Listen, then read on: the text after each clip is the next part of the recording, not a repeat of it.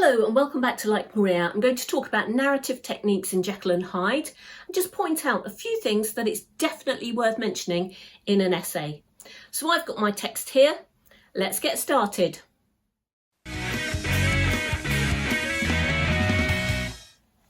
So to begin with, you should know that Jekyll and Hyde is narrated in the third person.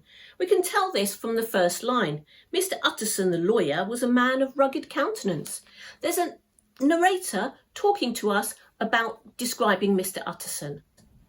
Now, very often during the narration, we see things through Utterson's eyes because the narrator keeps a close association with Utterson.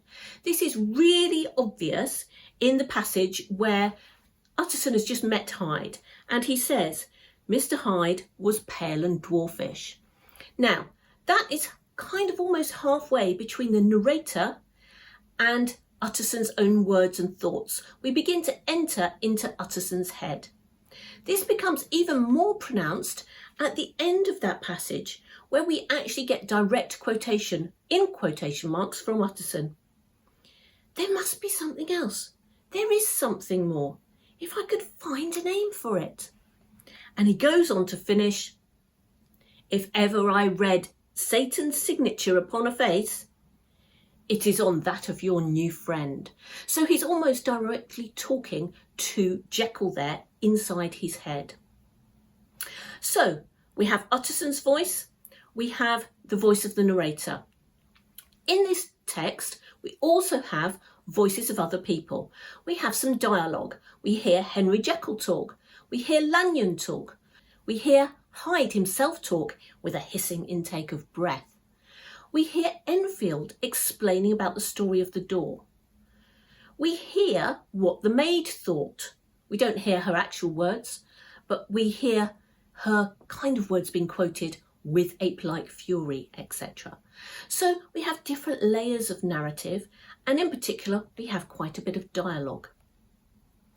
Now, one of the other key ways of narrating this is looking at the final chapters. We are conscious through the text that there are some letters kicking about, and we know that Utterson hides them away in his safe. We also get extra letters left at the end of the text. So the last two chapters of the book, Lanyon's account and Jekyll's full statement, are these letters. Now this is interesting because they're a different type of narrative from what goes before. And we hear new information. We hear from Lanyon what exactly happened and the transformation from Hyde to Jekyll.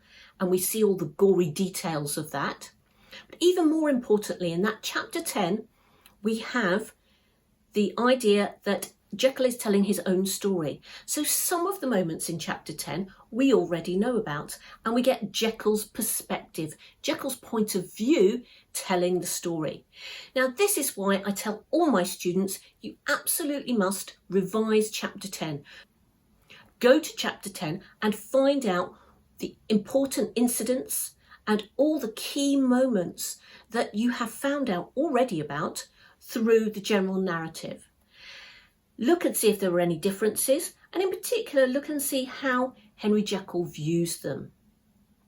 One really important factor in this narrative of his is he talks about how he really quite welcomed Hyde. He talks about absolutely embracing him, being really, I think he talks about a leap of welcome he offers him, or he feels that in his emotions.